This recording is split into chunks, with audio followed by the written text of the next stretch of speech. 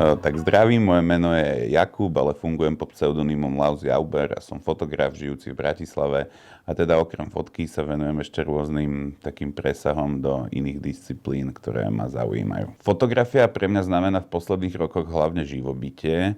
a určite ma to nejakým spôsobom aj formuje tým, že sa tomu venujem aktívne už pár rokov, ale okrem možno akože živobytia a práce a toho profesionálneho sveta ma to určite zaujíma aj tak akože osobnostne a baví ma s tým formátom pracovať v rôznych konceptoch alebo takých osobnejších prácach. Ale teda určite hlavne živobytie.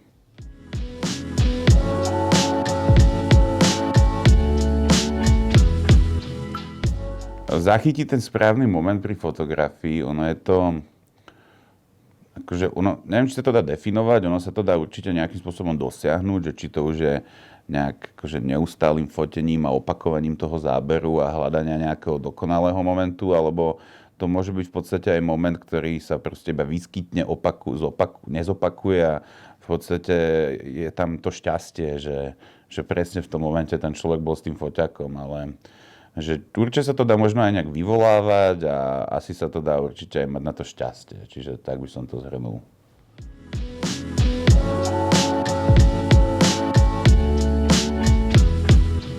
Tak kreativita je samozrejme veľmi dôležitá pri fotografii.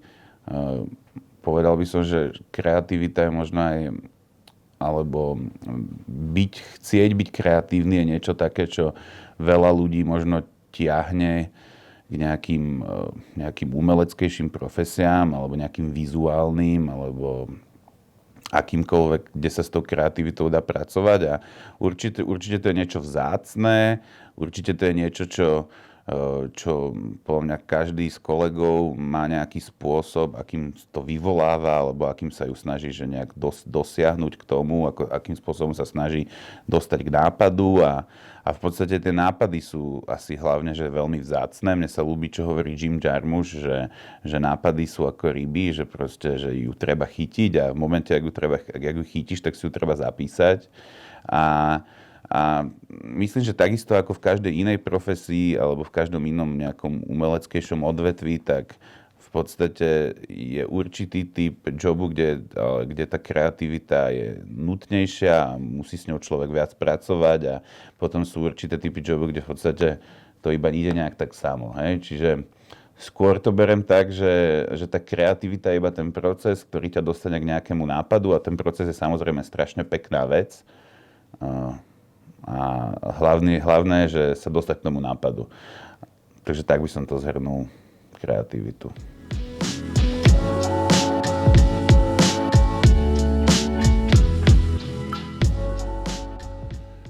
Čo sa týka jedinečnosti, neviem, že či by som použil slovo jedinečnosť, možno by som povedal, že aspoň mám taký pocit, že v rámci fotografie sa každý fotograf snaží možno niečím odlíšiť. Ale samozrejme, ono to je podľa mňa, že je to akože vyčerpateľné, tá odlišnosť. A akože sledujem taký trend, že veľa fotografov sa snaží mať taký, že určitý, že je svoj štýl. A v podstate mám aj taký pocit, že ten trh funguje, že je na tom dosť postavený, že agentúram alebo možno nejakým zastúpeniam, ktoré zastupujú teda fotografov, že sa oplatí mať fotografa, ktorý má taký konkrétny nejaký že svoj štýl a že tie fotky v niečom sú podobné. A to je možno tá jedinečnosť, ale nemyslím si, že to je jedinečnosť, je to iba nejaké odlíšenie, pretože vždycky sa dajú nájsť podobné príklady a vždycky to na niečo nadväzuje, možno z minulosti, ono ako sa hovorí, aj v tej fotke už bolo, že všetko vymyslené. Čiže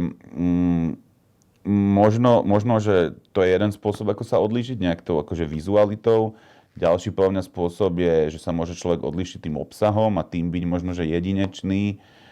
Čiže tých spôsobov, akože tých verzií tej jedinečnosti alebo tej odlišnosti je samozrejme viac.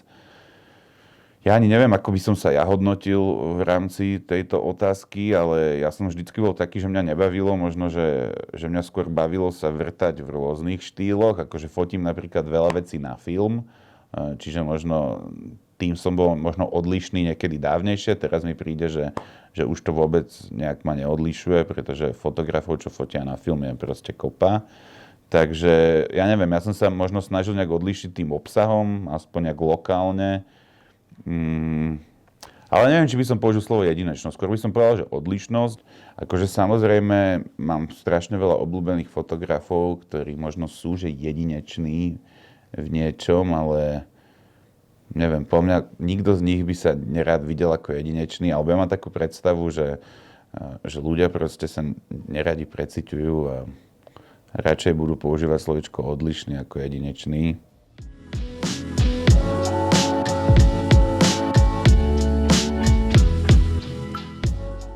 V rámci toho nejakého zamerania,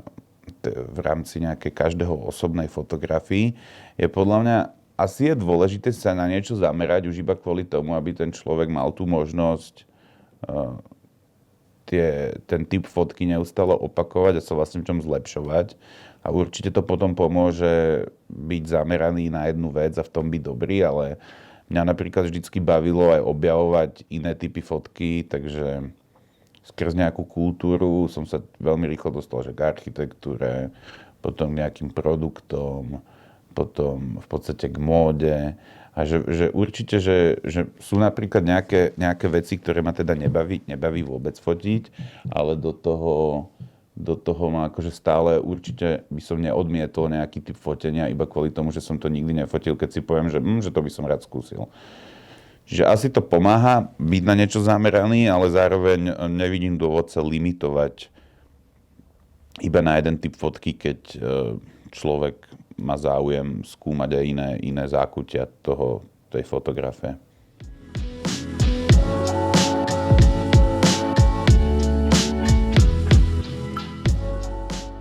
Každá fotografia musí mať nejaké elementy, hej, a ja keď sa tak zamýšľam, že na fotkou, preto vlastne rád fotím na film, pretože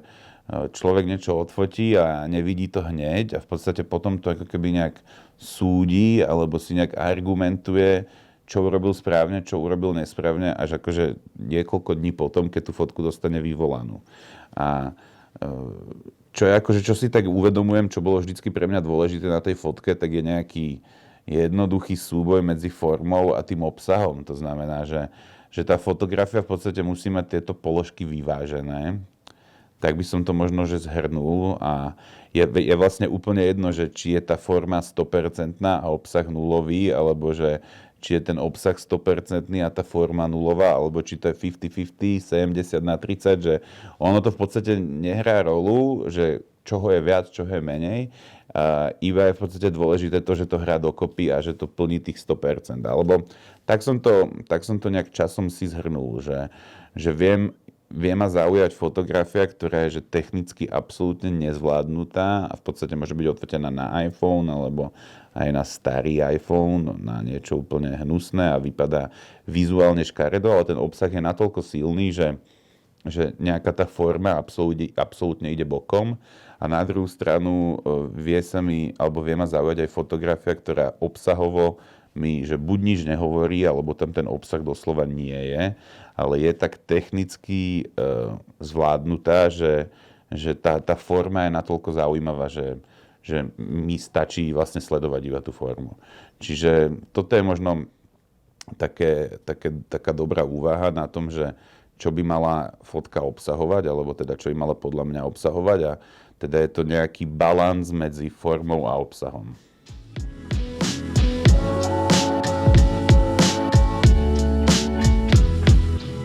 Vlastne to, čo ovplyvňuje, ako som spokojný s fotografiou, je akože viacero elementov, že ono napríklad strašne môže ovplyvniť aj to, že ako moc človek venuje, ako veľa času venujem, že predpríprave a v podstate čím viac človek venuje tej predpríprave, tak potom v podstate má možno, že vyššie nároky na ten výsledok a tým pádom niekedy viem byť extrémne spokojný aj s fotkou, ktorú som cvakol iba snapshot foťakom, pretože tá predpríprava tam nebola. Ale čo možno sa snažím povedať je, že spokojnosť s mojou prácou vo mne vyvoláva možno nejaké také prekvapenie, že ono je veľmi zložité možno, že nejak tak seba potešiť tým výsledkom, alebo možno aj prekvapiť. Takže to vo mne vyvoláva nejakú spokojnosť, že sa tak sám seba možno, že prekvapím alebo poteším tým výsledkom, že možno sa mi podarilo niečo zaujímavé, možno sa mi podarilo niečo, čo sa mi predtým nepodarilo, že tam je niečo, čo som predtým možno nezažil. Samozrejme to hovorí možno o nejakom mojom osobnom potešení, mojej osobnej práci, ale potom, keď sa bavím o komerčnej fotografii, tak ja by som povedal, že tam tú spokojnosť určuje veľmi aj spokojnosť klienta. Tam málo kedy na seba kladiem nejaké kreatívne nároky, alebo nekladiem na seba až na také vysoké nároky, aby som uspokojil seba. Skôr sa snažím byť profesionálny, dodržať deadline a docieliť ten efekt, aby bola tá spokojnosť na strane klienta a tým pádom som spokojný aj ja. Ale čo sa týka tej osobnej práce, tak tam je, alebo možno fotení, na ktorom mi viac záleží, tak tam naozaj ten moment prekvapenia asi to najdôležitejšie, čo ma tak vie osobne potešiť.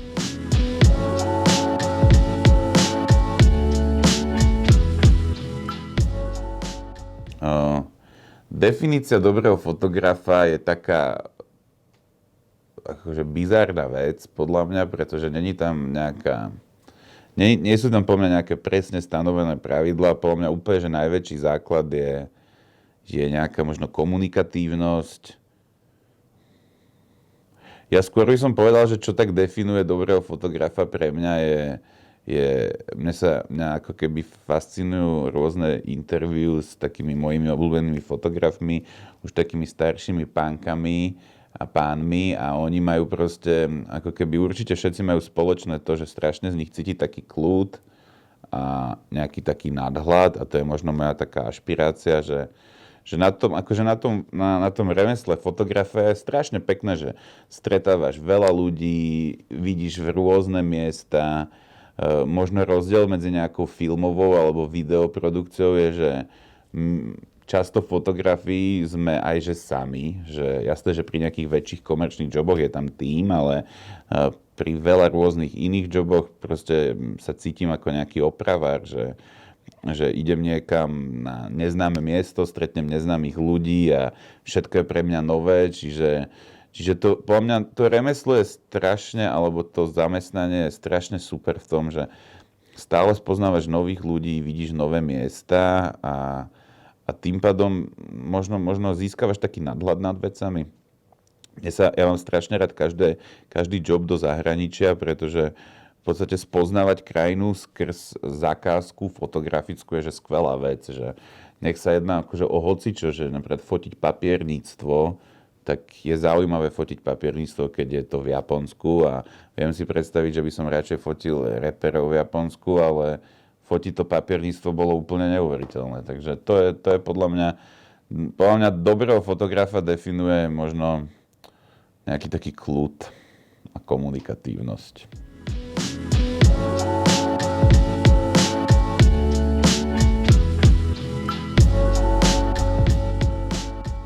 No ja som vždy vnímal fotografiu alebo to zamestnanie aj tak, že je to nejaký možno taký skvelý kľúč k iným príležitostiam a to sa mi tak aj akože už osvedčilo v živote, že naozaj, že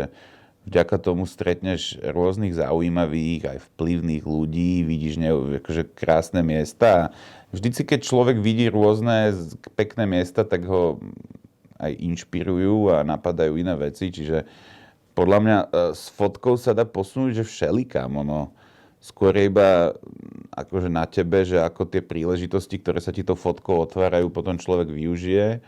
Čiže samozrejme okrem fotky sa venujem aj iným veciam a stále vidím, že tá fotka tie nové dvere stále otvára a dostáva ma to na rôzne iné miesta. Čiže pre mňa toto bol vždycky, jak by som povedal, že nejaká veľmi silná zložka tej fotografie a preto mám aj tak rád to zamestnanie a chcem pri ňom, že aj keby, že sa teraz venujem už iba nejakým možno umeleckým projektom v živote a by ma to živilo, čo ako si neviem predstaviť, že zrovna toto by mi stačilo na živobytie, tak ale stále by som sa chcel venovať aj tej fotke a nechcel by som od nej určite odísť, lebo práve kvôli týmto veciam, že ako ti to otvára vlastne dvere k rôznym iným príležitostiam.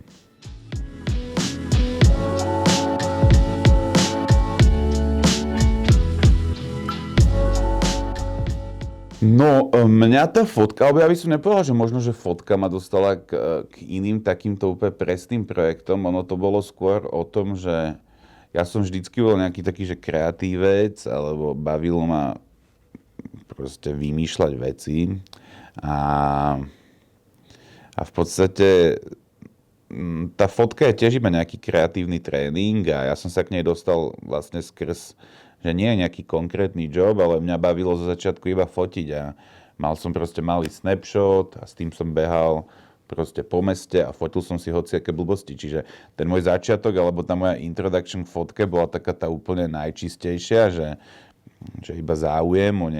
niečo kreatívne, vizuálne a ono ten záujem sa nejakým spôsobom vyčerpá a potom je prirodzené, že človek sa snaží hľadať nejaké iné kreatívne v podstate výzvy a tým, že človek si to nejak tak dá do systému a nejak ako nad tým uvažuje a doslova na seba kladie ten nápor toho, že chcem nejaké nové kreatívne výzvy, tak oni potom prídu. Že takto proste je so všetkým a tak v podstate prišiel Hotel Kiev. Týmto v podstate celé začalo, že ja som bol taký, že som strašne chcel mať nejaký fotoprojekt, nejakú fotosériu a mne to nikdy nejak nesedelo, že proste tie fotosérie nejak vystavovať, čiže som bol taký v tom stratený. No a potom zrazu prišiel ten Hotel Kiev a tam to bol klasický proces, že nejaká súťaž, nejaké návrhy, potom teda, že OK, išli sme do toho a no a ono prirodzene to bola akože jedna určite z najväčších víziev, ktoré som v živote zažil, ale dopadlo to teda vďaka Bohu všetko dobre a ono potom už keď to človek raz zažije, tak je to presne ako každá iná droga, ktorú človek zažije a chce to nejakým spôsobom vyskúšať znova. A tým pádom z toho Hotela Kiev to v podstate išlo ďalej k rôznym iným projektom, že či to už bola Červená armáda pre Grape, alebo potom aj také možno nejaké viac komerčné veci pre rôznych iných partnerov. A to som veľmi rád, že to sa tak prirodzene ako keby tak prirodzene dostalo k tej fotografii a teraz v podstate to už berem, že to je už nejak súčasť nejakej mojej profesie, že venovať sa aj takýmto iným kreatívnym presahom okrem fotky.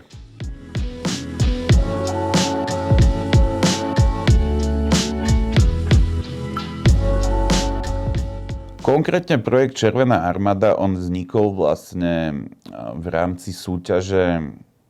ktorú organizoval partner festivalu Grape a to bola v podstate umelecká výzva, kde sa umelci mohli hlásiť s rôznymi konceptami a s rôznymi inštaláciami. No, ja som vymyslel tú Červenú armádu, pretože mi to prišlo ako taký že skvelý nejaký happening alebo skvelá nejaká performance, ktorá sa na ten festival hodí, že na tom festivale je veľa ľudí a že tí ľudia to budú vedieť tam vnímať a že mi to prišlo zaujímavejšie, ako to spraviť iba v nejaký hociaký deň v meste. No a tú súťaž, tá potom nedopadla dobre, tak ale potom sme sa dohodli s chalami z Grape, že ideme do toho. No a už keď sme tak akože uvažovali, že aký by to malo byť zmysel a aký by to malo mať zmysel, my sme sa tam hrali s tou predstavou, že vlastne, že tí tanečníci, tá Červená armáda, že bude nejaký organizmus toho festivalu, nejaký živý organizmus, tak sme prirodzene tým, že sme mali tú červenú. Ono v podstate ten projekt začal ako názov Červená armáda, prišiel nám to cool názov, tak potom sme sa s tým hrali. A teda, jak sme tak ďalej sa hrali s tou metaforou, tak nám to prišlo, že okrem, že to je živý organizmus, že to je nejaká krv. A jak sme mali to slovičko krv, tak sme to chceli prepojiť s nejakou akože good cause, hej, že s karitatívnym nejakým rozmerom a úplne prírodzené bolo to vlastne venovať ľuďom, ktorí majú chorú krv. Takže tie peniažky, ktoré sa zbierali aj na festivale, aj na potom afterparty, aj sa predával merch, tak vlastne smerovali do Trnavy. Takže na tom projekte ma naozaj strašne bavilo, že ono to malo byť naozaj iba niečo vizuálne pekné, nejaký zážitok, možno, že nejaké stotožnenie nejakého sna, hej, že človek to zažije a príde mu to také, že už to možno nezažije. No ale strašne sa mi ľúbilo, že tam bol aj ten rozmer, že to nebola iba sranda, ale že to reálne pomohlo niekomu.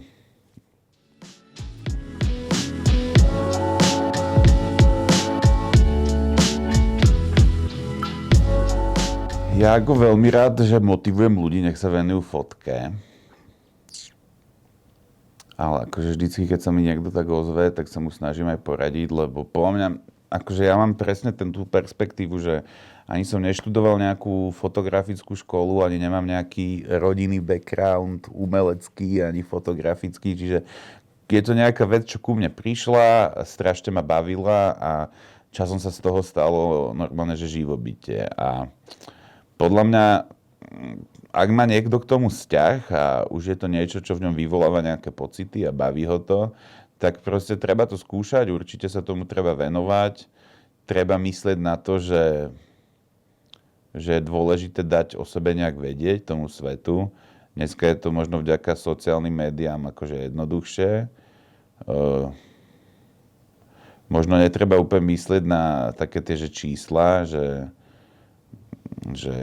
jak strašne máš veľa followerov a že on má viac a ty máš menej, lebo tak či tak, ak sa tomu chceš venovať profesne, tak tie čísla až tak veľa neznamenajú. Skôr znamená to, že či máš originálny obsah, že či tvoj obsah je zaujímavý, či sa niečím odlišuje od ostatných a